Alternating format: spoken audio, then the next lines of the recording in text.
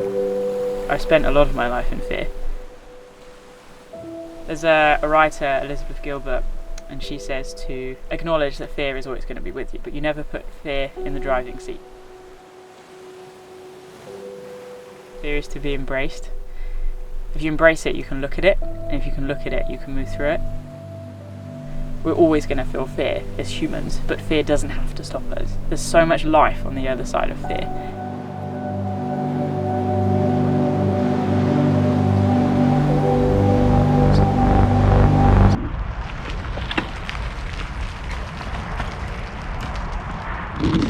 Go recycle, they said. It'll be fun, they said. It was kind of funny because Scotland had definitely been some kind of compartmentalised experience. We crossed the border from Scotland to England, and that day was so ominous and grey, and it'd be really drizzly that morning, and the heavens opened, the rain was pouring down, I was really cold, the Garmin was playing up, so I was going all these different ways, there was traffic. I mean, you know, I've been more excited about various stretches of road in my life. And we got into Northumberland, we parked up at sea houses on the coast. Well, not that you can see, but we're on the Northumberland coast now, area of outstanding natural beauty, and I seem to be on a footpath more than a cycle path, but never mind.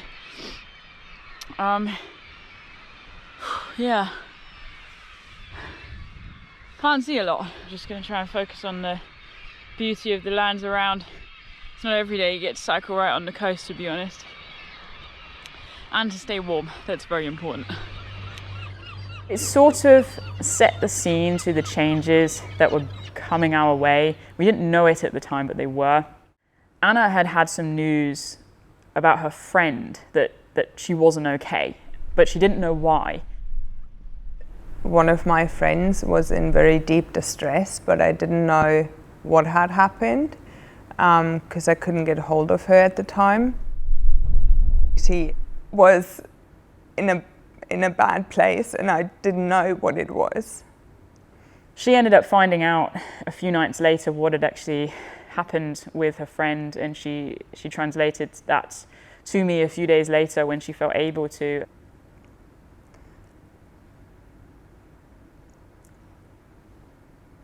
I had to stop being emotionally available as such.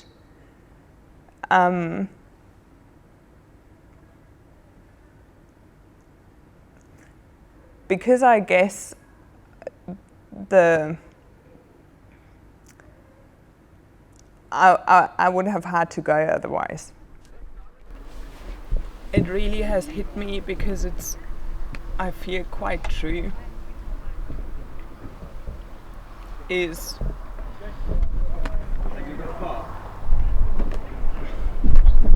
She obviously has known me for a very long time, and she said, you know, Anna, it seems like life doesn't allow you to just have an experience and not have all sorts of things happen while you're actually in something. I think we're trying to empower each other where we possibly can, and it's not easy, but that's one of the commitments that we made to each other with this project, is that it's our project, that we will look after each other however we can every day and support each other, and if one person needs to tap out of something for a bit, then they can. We're just learning to communicate that, especially where there's such heightened emotions and so much fatigue as well, and such limited space. I think in some ways that's all we can do, you know. Either that or literally press pause with the project. Whatever has to be done, but we talk about it and make that decision together. This journey is evolving as we go, and we've just shared some really hard things that were going on. So we're going to go have a look around the castle, and we'll make a cycling plan after that. You could have told me before I got into my cycling pants. No. Great. You gotta pay something. Okay, great. I'll just be the end. I'll be the jester wandering around the castle juggling. At that moment, I really just wanted to encourage Abbie to allow an off moment. She's been wanting to go to a castle for a long time, way before the project. But it started in the preparation of the project that we didn't really allow proper time off anymore. It was just work 24/7. Now's the time to let life go on to pause as much as is possible. If life filters in too much with all of its strains and stresses, you lose your connection with the project. You can't approach a project like this believing that you can't. You have to believe that you can. Oh. It suits you actually.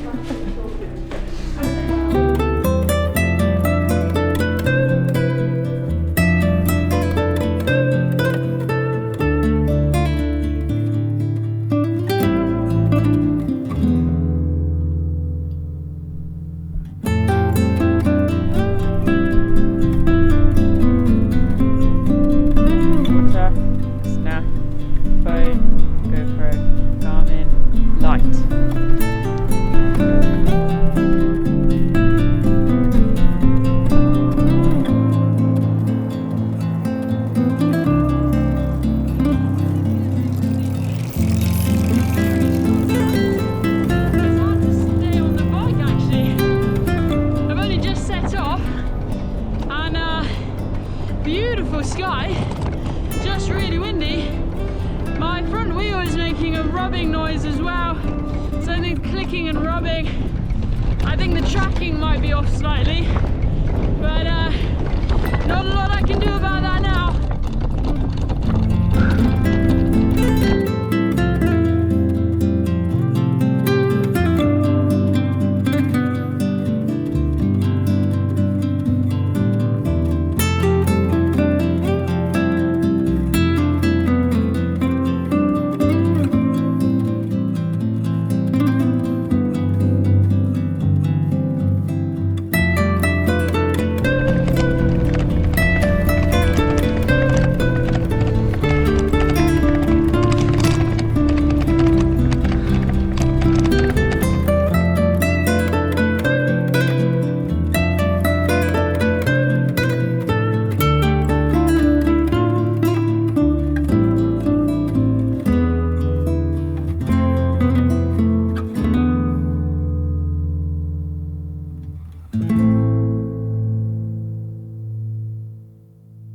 Get a van, they said.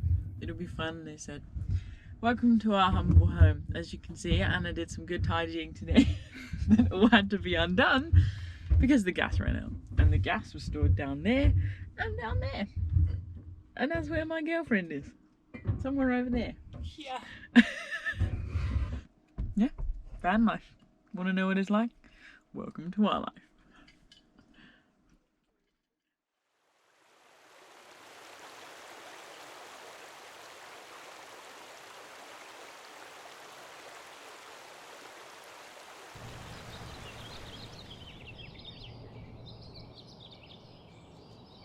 Honestly, Northumberland, the Romans are great, you know, with their straight roads, but then, and there's no exaggeration, it's just you get up one and there's you go drop down like 100 metres, back up another 100 metres. I've always wanted to cycle up Logistical Pass, no clue why. I think just because I spent a lot of time there as a kid.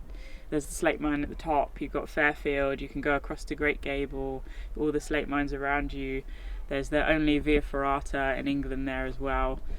Good cinnamon rolls, the cafe, you know. Yeah, so potentially at the end of the day, we'll finish on top of Logistical Pass. This trip, on that personal level, seems to be that blending of the past with the present and the future. You know, trying to shift away from old mindsets and old feelings of insecurities and whatever it is, and actually sit in, no, like, I am me now. I'm more whole, I'm more healthy, living more wholeheartedly and authentically. But I think just when I mentally dropped a bit yesterday, because I think it all just got a bit much, you know, and I didn't really feel like I had anywhere that I could go for a bit of a kick of support. The truth is, no one can know what it's like getting up and pushing yourself physically and mentally every single day, unless they've done it or are doing it with you. And Anna knows to a degree, because, you know, she's here with me on her own journey, but just more in a vehicle. But she's observing the highs and lows, and I think that that's just sort of how I felt. The job has to be done, so it's like no matter how I'm feeling, I just have to keep going. There wasn't space for me to do what I wanted to do, which was just stop, curl up in the ball and just cry. I felt it a lot yesterday. Yeah, I think, you know, it's just a lot. But you just keep going.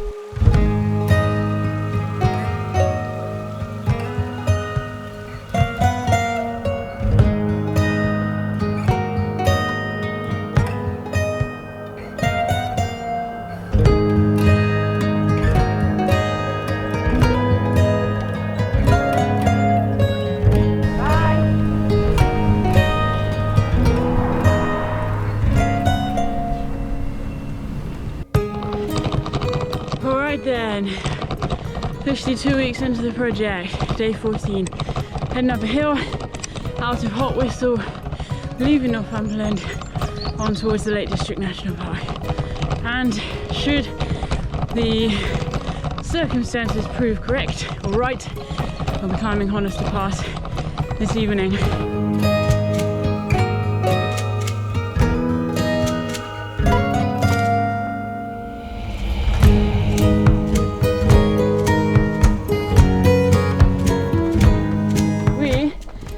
Come down and enough to find Hadrian's Wall. Just seriously, this country is just so amazing in that we have all of these hugely significant archaeological sites, just so accessible for almost anybody.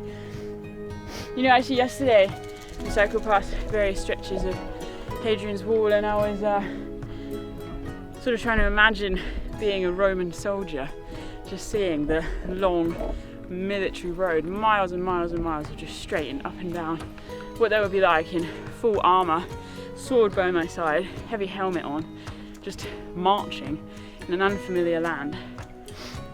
And sort of was quite a cool thought. I think, you know, when I'm in or around these archaeological constructions, I really get inspired to throw myself as much as possible into the shoes of those who would have lived and breathed and worked and fought in these landscapes.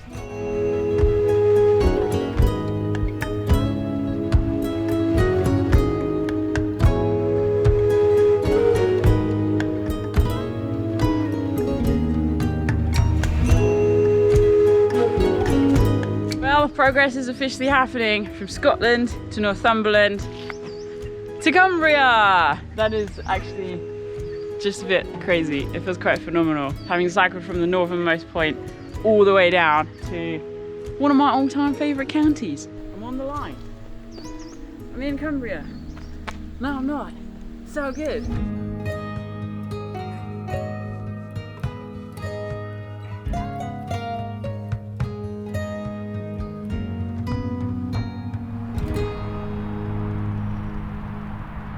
It's going okay.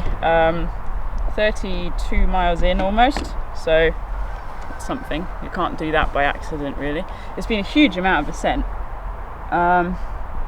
Nearly 800 meters of ascent so far, so it's a lot. But if the route is right, there's about 1200 meters of ascent today. So actually the bulk of it is being done now, and then hopefully it'll level out a bit and then save some energy for Honister Pass, you know. It is happening today. Whether I succeed or fail, it is happening today. There's three things, my three biggest tools for sort of staying alive, essentially, are movement and activity, being out in nature and connecting with nature, and talking. Talking things out, processing things out. And if I can do them all at the same time, that's the spot.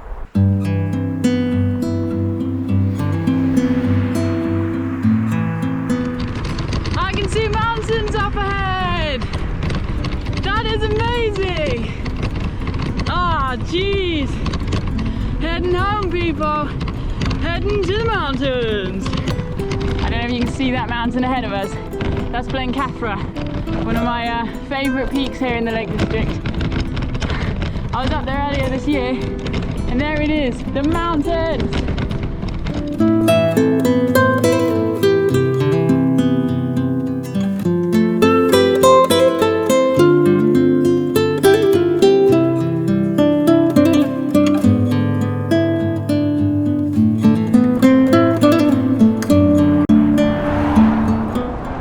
The day went on with all of these highs and lows. I don't think anyone knew what was coming around the corner, because I certainly didn't know what state I would be in. So I was quite like in my armour, just cracking on with things. And we reached the bottom of Honestar Pass. So I come through Keswick, I'd seen the mountains on the horizon, and then I'd reached them and I'd crossed that border.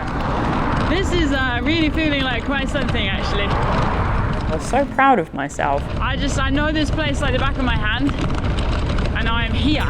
I've cycled here from Scotland.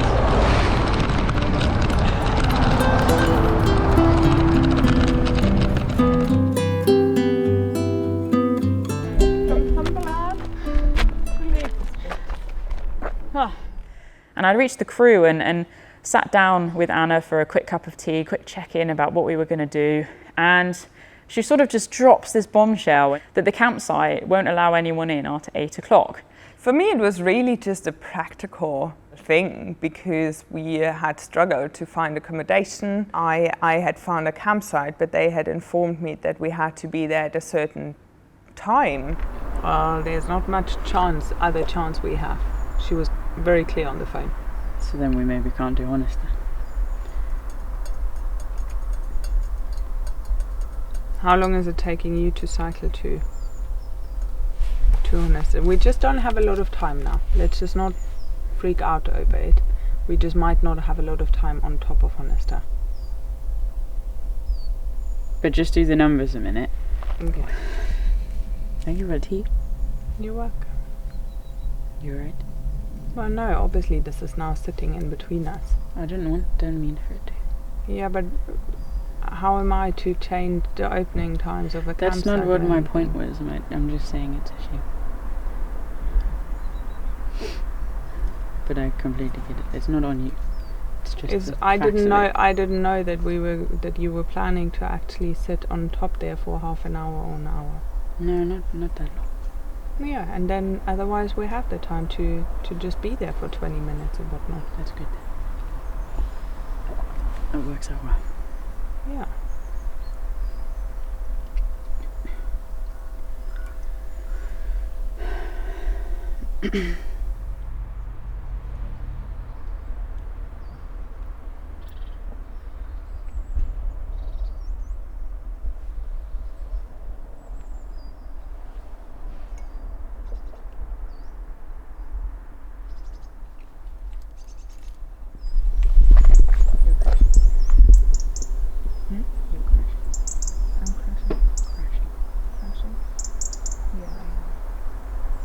Should I just not do it?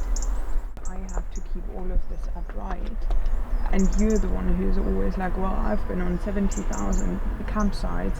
You have a rough idea about opening hours. I can't change the time. I haven't been to and it's you just don't ever arrive past 8. Yeah, that's a fair point. And it's just, it's just sometimes it would be nice for you to just go, okay, yeah, we'll just keep going and it's going to be fine. Sorry, rather than the first thing that you do is just like, well, I can't do Honestar Pass then. It's like, no. No, it was... yeah.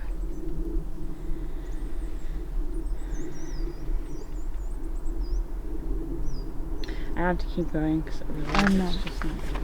Alright. You can do this, baby.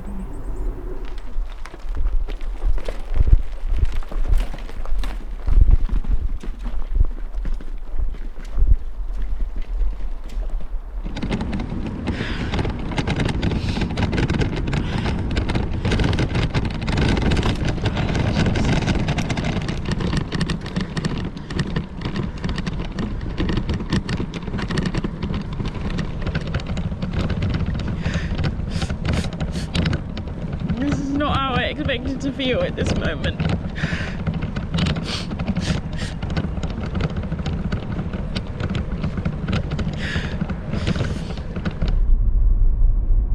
I'm very optimistic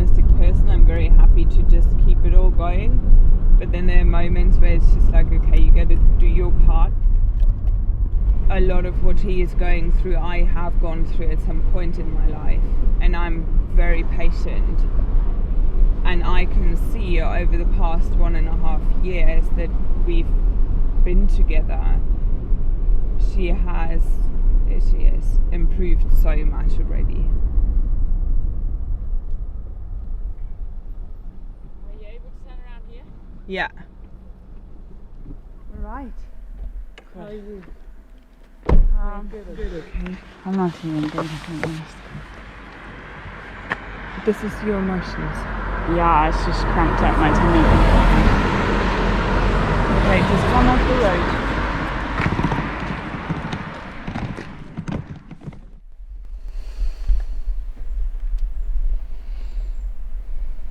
Can you look at me? We can do this, alright? You can do this. There's plenty of time. There is.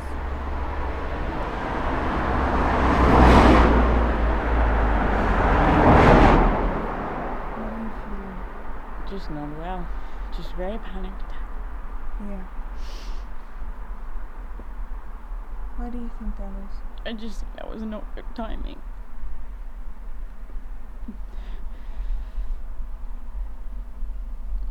Also, I don't even feel like I can breathe properly because my stomach is so cramped up. I think this is gonna hurt. I think so too. Can I tap you quickly? Oh.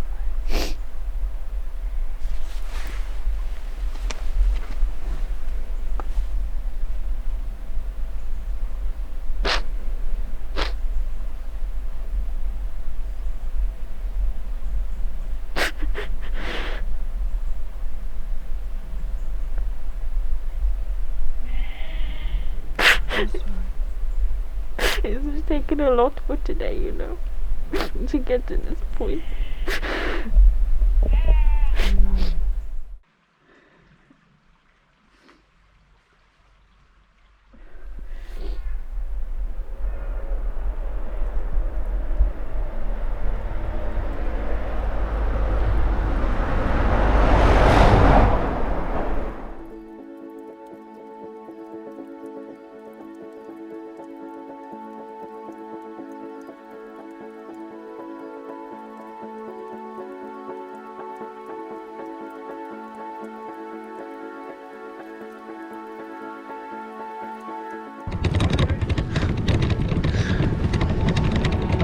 Ups and downs.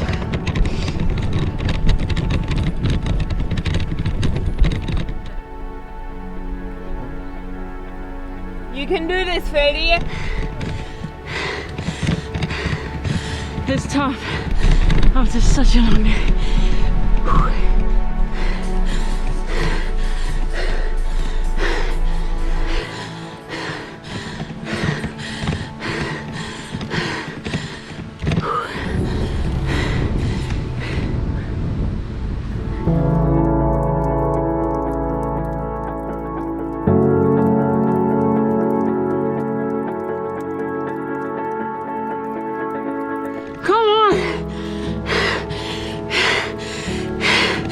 You're doing awesome.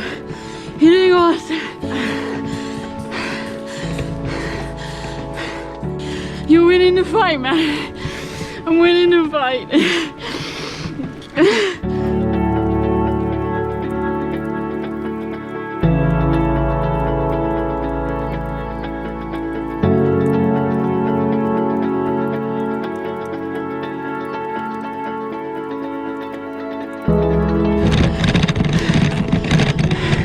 This is the world we live in. This is the world we need to protect. These are the lives we need to live. Thank you for my life. Thank you for my body. Anxiety, you will not crush me. Depression, you will not take me. Suicide, you will not win. I am choosing life, and I will always praise difficult resting place.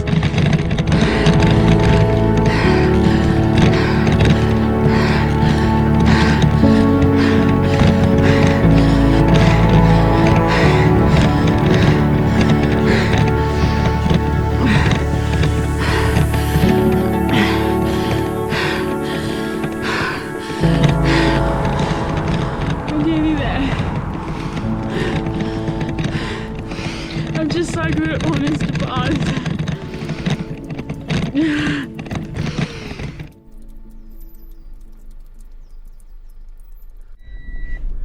How delighted are you? I told you!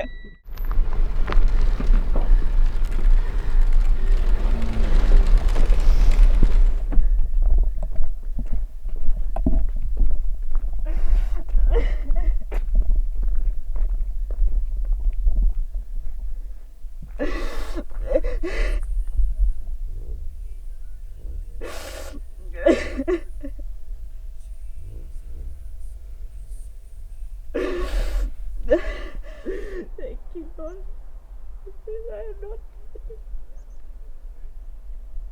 No, I understand.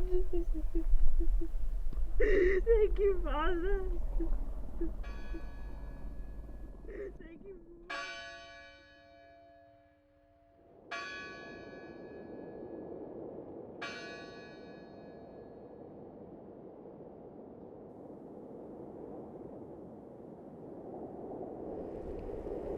It just felt very, like, almost instantly that, like, this is my fight. This is how I fight my battles. You know, this is proof that I'm alive, that I'm capable, that I'm more than the critical voices in my head and around me. That I am capable, despite, you know, the pain and the struggle that dealing with mental health challenges and physical pain on a day-to-day basis causes. Like, it's very hard, like, it's so easy to lose yourself when you're just in pain all the time, and a pain that no one else can really see unless you sort of talk about it. To then, you know, be in such an extreme situation as cycling up Honest to Pass, which just requires 100% focus. Like, it's like one of the only things that makes that stuff be quiet. I really do believe that a lot of my struggles, again, with my mental health, come from that more often than not, I'm suppressing myself. I'm suppressing my personality. I'm suppressing joy, and I don't even know why. Like, it's just, you know, probably just accumulation of life events, you know, and I genuinely am somebody who does believe in the best, but the thing that comes out first is the seeing the worst. I rely very heavily on my faith day to day, you know.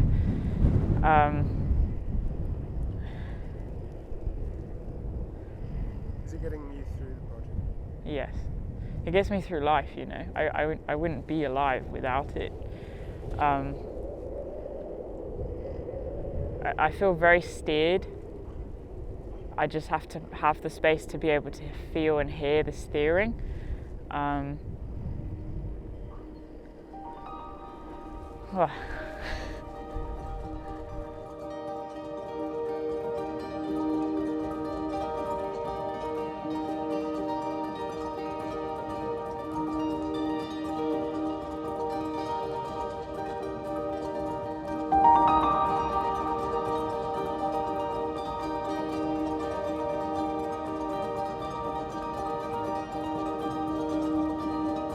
The beauty of this project is that we have literally covered the breadth and depth of the country, and that means, yes, cultures, it means communities, but it also means landscapes, natural landscapes.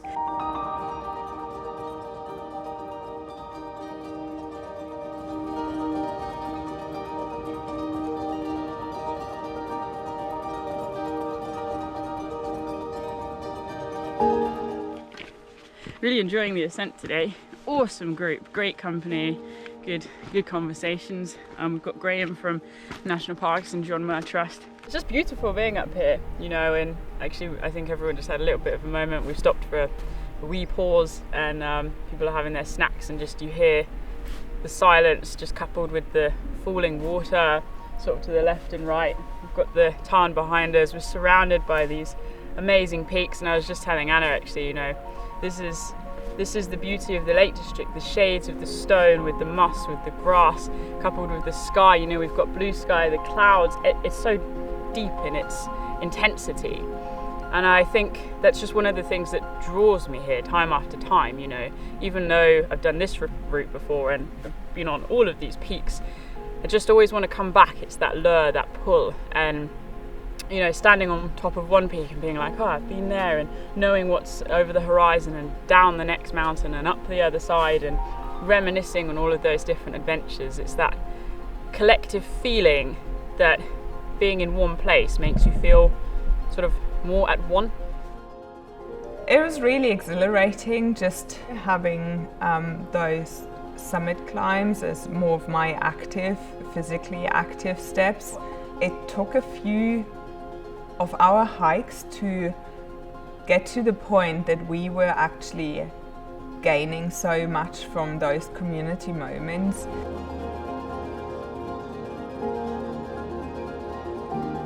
So hard to put a landscape into words, to capture it. You know, people have tried artwork and poetry and music, and I feel in my like spirit an accumulation of all of those things, and yet it's still not enough. Yeah. Also, I can't believe how clear it is up here today. Like, it is absolutely this stunning. Just never happens. Especially you just put a date in the diary and it's like, right, that's something I've literally steered away from doing. 0 commitments in my life, because it's like, the weather's good, I want to go. Now it's like commitments. And, well, what can I say? It's decent. I know what I can say. Told you so. Told you so. Look over there.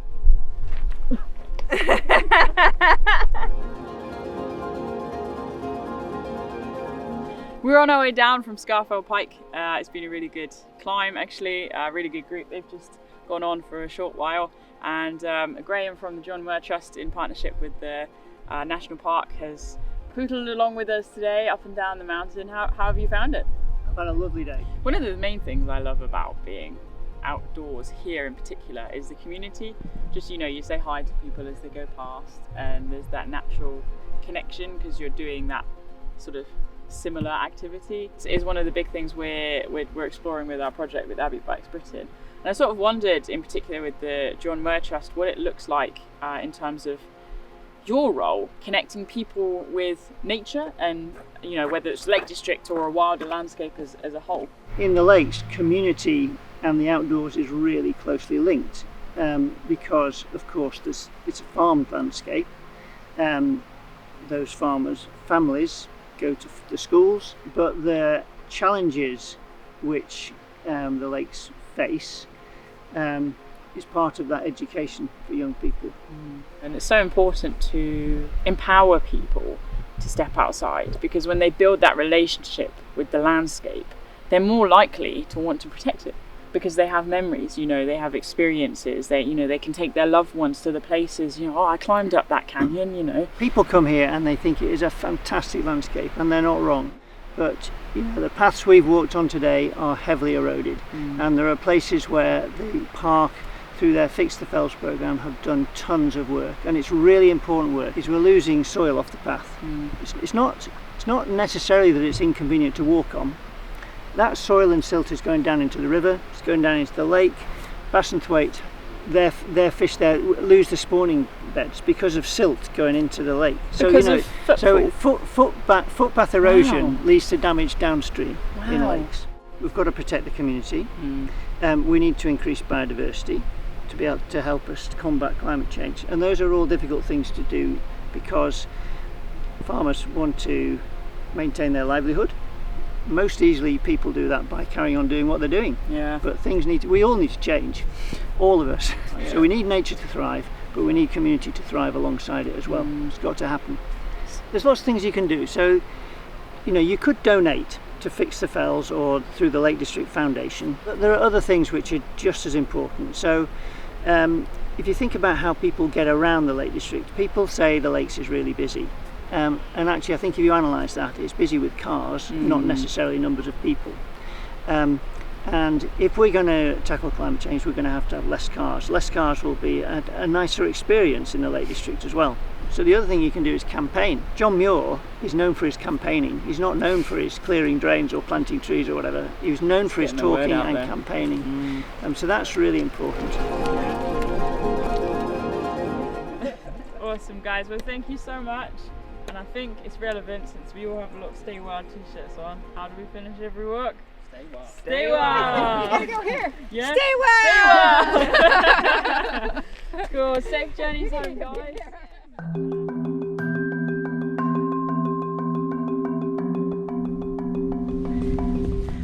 As hostile and remote as this landscape is, we've been sort of observing the peat bogs, which is what we're moving through, and they're one of the hot topics for our project, and the importance of peat as a carbon store, carbon sequestration, basically capturing carbon and locking it away so that it doesn't enter into the atmosphere. As the peat bogs are being burned or cut back, you know, using garden peat, the carbon ends up released into the atmosphere, and peat takes, you know, millions of years to form. It's a very old and fragile landscape.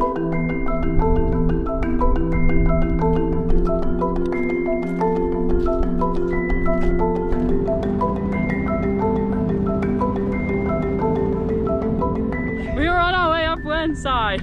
It's a little bit breezy, but it's beautiful weather. To be fair, the breeze is quite nice. Take the edge off the heat. And Andrew's here. Hello. Anna's here. Hello.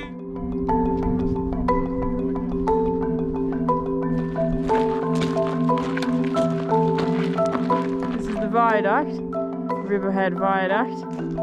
Huge, amazing, incredible. We've just hiked here from Westside.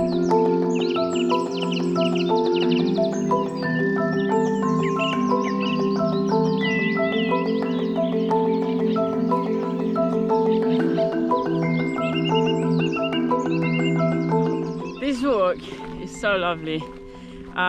Just being up on the moors is a wonderful experience. It's very airy up here, and although we haven't really got the views, it's just really enjoyable landscape to move through. In addition to that, we have a wonderful group. Everyone here is part of our online community, and just that connection that is flowing between the people, just the energy, the good vibes. It's just a remedy to all of the challenges and obstacles and difficulties we face on this project. Oh, skadoosh! Job done. Everyone's got to boom the trick point. Boom. Boom, boom.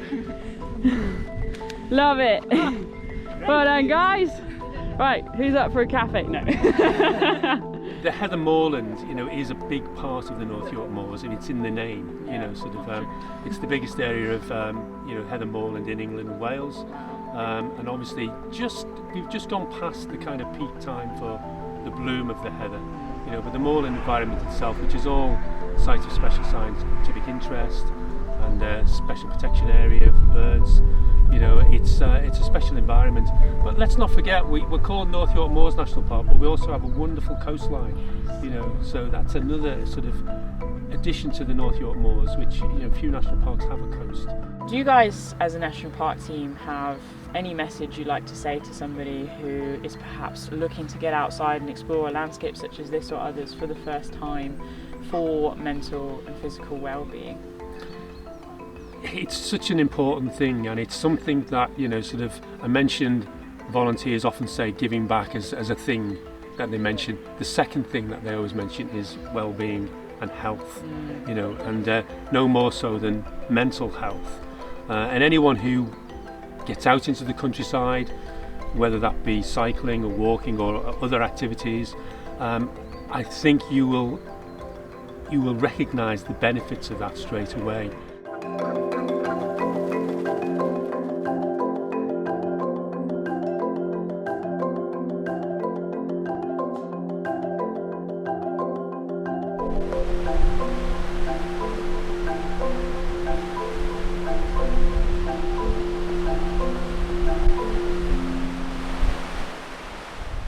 It is very wild out, but we've made it to the boundary of Snowdonia National Park, so I stopped like 3 miles away from the boundary. Super sign, Last time I saw this was at Penny Pass. We're going to go over Penny Pass now to get to Llanberis, and then there we begin our walk up Snowdon for sunrise. We just need this lever to clear a little bit. Thanks.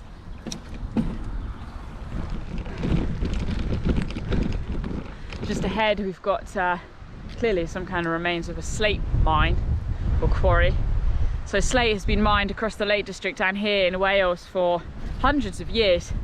But it's interesting because again it's another one of those things that's sort of a part of the landscape now culturally. The truth is, you know, it's decimated the landscapes in many ways. It's just had multiple hundreds of years to sort of regrow. We are officially a month into this. It's freezing. I'm finding the warming up actually at camp really tricky.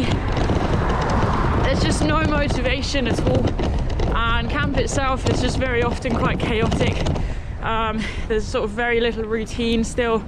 I don't think we're gonna get routine. I mean, I suppose there is a bit of routine. Eat, sleep, repeat, you know. But it's just always kind of nice to get on the bike and get going, because I know that I have my routine when it comes to cycling, and that gives me some kind of methodology when it comes to approaching this project. And ultimately I have to keep going on the bike, so the cycling is arguably proving the easier part. Did you have any idea how much real life would get in the way? No clue. I was definitely optimistic, but no, I didn't know how much would filter in and how big an impact it would have on the project and on Anna and I retrospectively.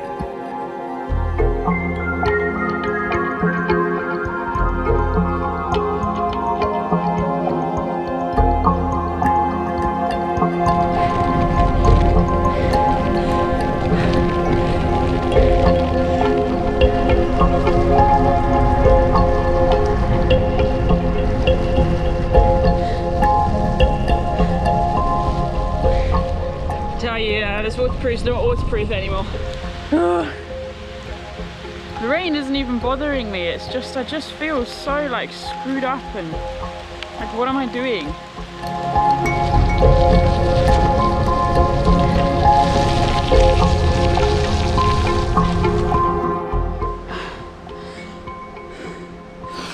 There's such a massive panic attack in my chest. It's so hard when there's so many things going on the backside of this project that, never mind the project is, the cycling is the easy bit.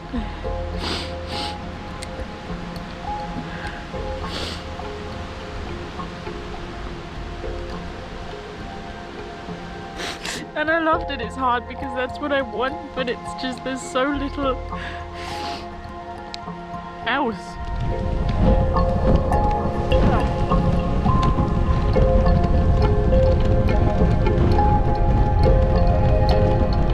The emotional turmoil that was going on alongside, I ended up having a couple of quite serious situations going on as well in family and sort of business-wise, with a few people just forcing their space into the project.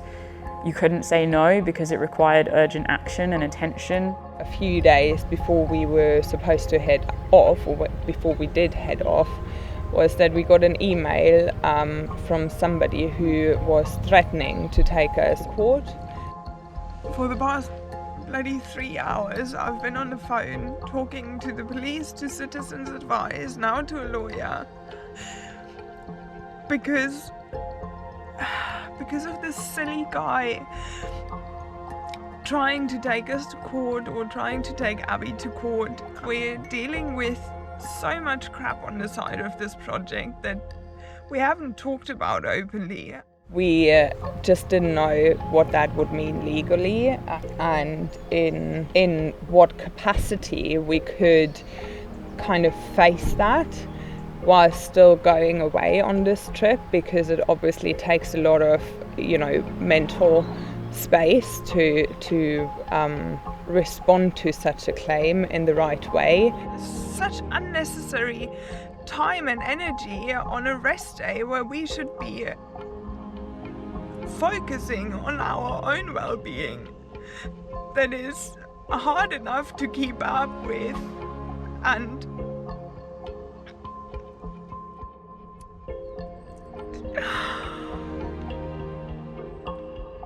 it felt like the black dog landed on the project, like this Great Depression landed on the project. Just gotta be your own.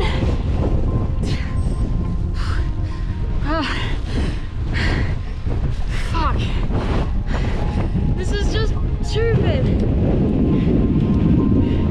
What is the point of the support vehicle if it's not there to support you? That is how I'm feeling. Pissed off, man.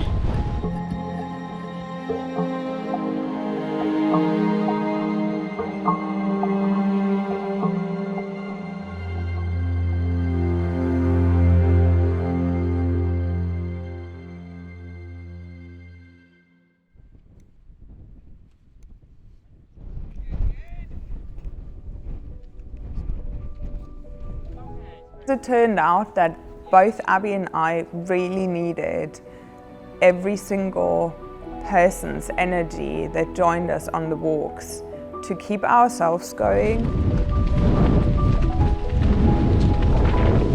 So hike is going well so far. We just passed halfway house, which is not quite halfway, but it's halfway house nonetheless. Checking out local wildlife, saying hi to the sheep, and pressing on into the morning.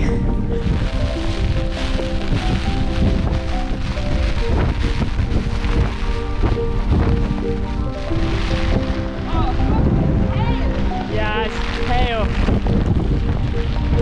That's it! Hey! Well done, guys. Ready? Hey! Good job, man. Every single hug we gave and we received was so re-energizing and enabled us to just keep going. Don't want to lose anyone. Yeah, that's it. Great view. It's a long way to go down to get you. Time for Snowden! Hey! It was really beautiful, no matter how small or big it turned out to be. Sunshine! Woo! We did see a sunrise after all, it Yay! just rose right behind us. That is so good. And now we will defrost. Yeah.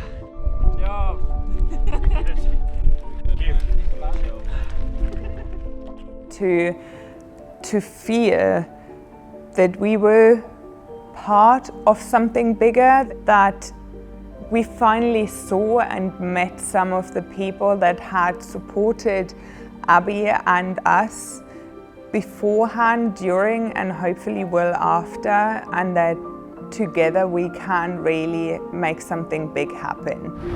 Here we are then. Made it back down to the mountain railway station. Let's go find the others and wrap this thing up. It has been a good day on the mountain.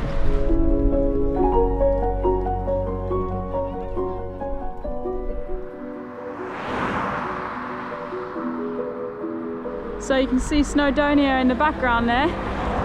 Aberystwyth is in the bay. This is the road I'm following, the main A road. Really beautiful, hey? So we're actually in the Preseli Mountains, which is where the bluestones from Stonehenge originate from. Kind of bonkers to think that somehow they got from here to the Salisbury Plains.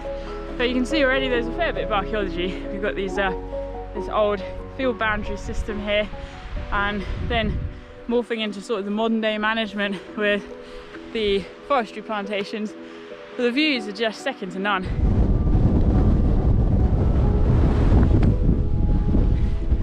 Top of National Park, number 10.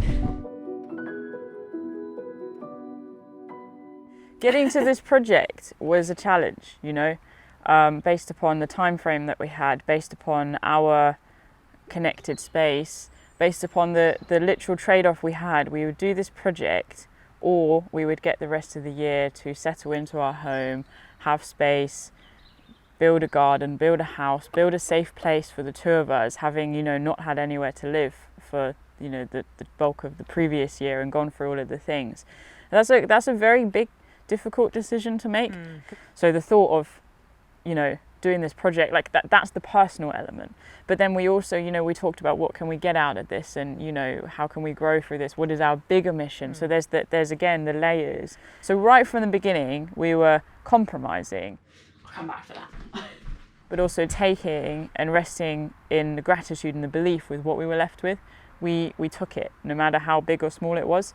It's like the battle between the fire and the ice. Old life, new life, or version of myself I want to choose to be, version of myself that I'm put in by everything people have said and I've existed in.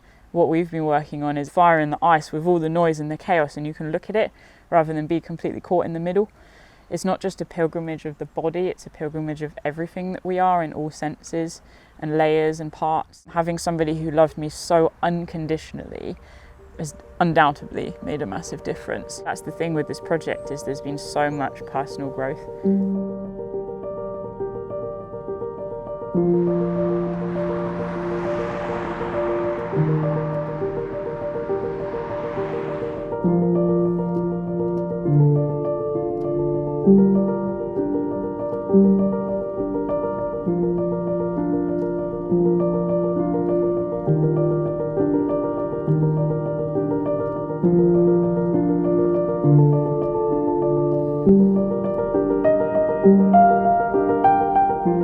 So we're heading up Penafan, just up the main path, and this is everyone we've got with us today. Wave, guys. Hi guys. Hey! We're in the cloud, but as we've just jokingly said, we're going to puff and pant as much as we can and blow away the cloud to get good views from the top. Looking forward to this one. That was good, well done. Effective. See, this is what we want.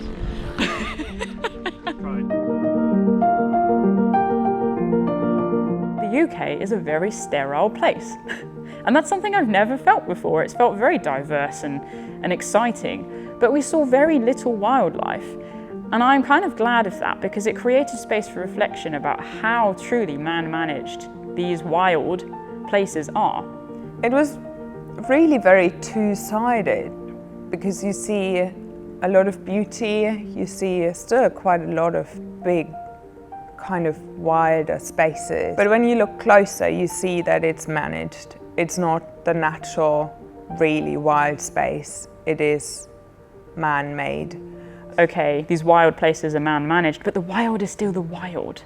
Just like we are still a part of nature. You know, a tree is still a tree, whether somebody planted there or not, it's grown. And so all of these landscapes we're going through, they are man-managed in order to protect them.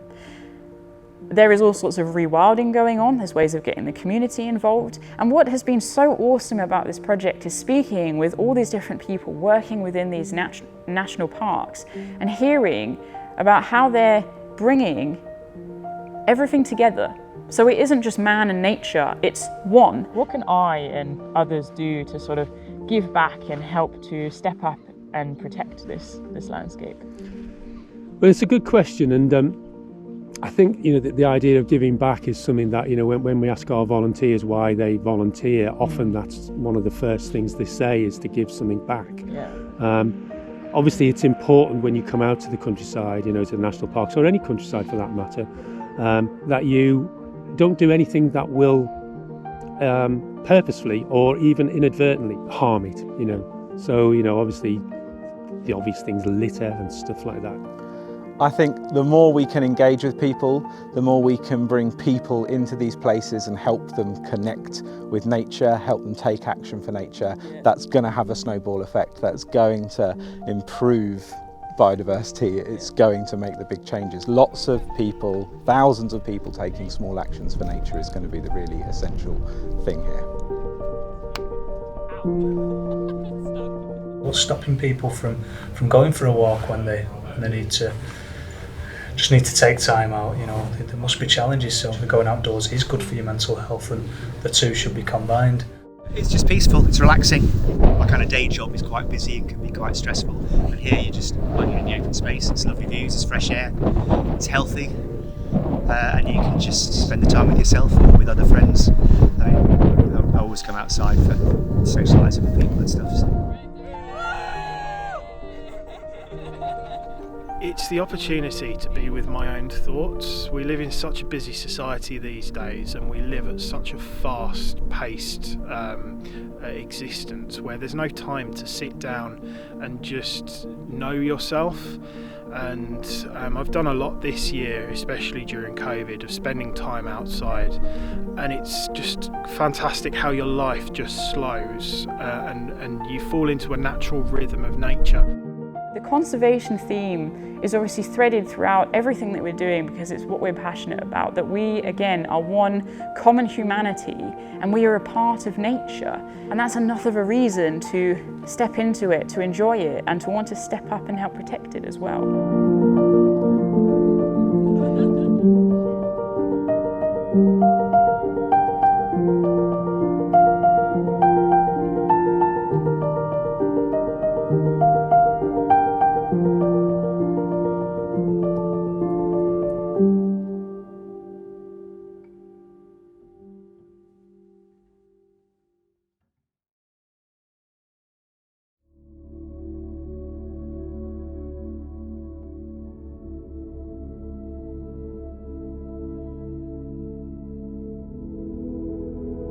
Somewhere along the road, I'm going to meet my coach Heidi, which I'm really looking forward to. Hopefully have a good chat and a little bit of a ride together.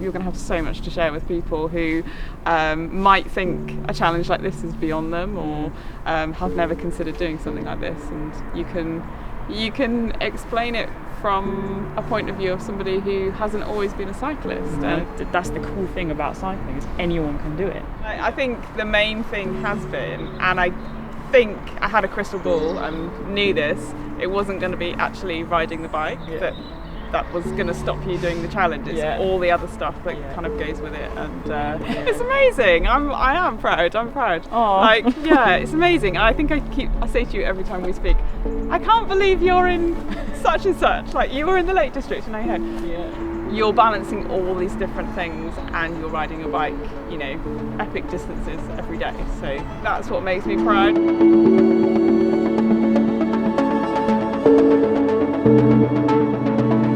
I'd never allowed myself to really think that I could do something like that. I'd never seen myself as an athlete because I'm not fit enough, I don't look good enough, I don't do this, that and the other. I'd proven all of the voices, all of the naysayers, all of the disbelief wrong, and I'd proven myself right. I have a whole new courage to try new things, to show up for myself, and I've earned some serious self-respect. And that, I feel, even right now, changes the way that I sit, it changes the way that I look at people, it changes the way that I talk. I don't feel small anymore. I don't feel pointless. I feel like I matter. I feel like I count. I feel like I can. I love giving love because I think there's too little love in this world. Nothing is going to change that. Every single one of us can go a little step. We can take charge of what we can do and do the bit that we can do and use our actions as our vote. I was just cycling up the road and then this one came to find me. That's Anna. I hope that we can make a positive impact in the world of people getting outside. I want to hope that we can make a positive impact in the world of people coming together for environmental stewardship and conservation. I want to hope that we can inspire purpose in people, that where otherwise they wouldn't have cared about the planet or the different issues that are going on, that they feel empowered to do something, and that knowing that that's something, even if it's just picking one product over another because you're voting with your note, that makes a difference. That's what I really hope for the future. So what does this bridge signify? We're back home! Heading back to England!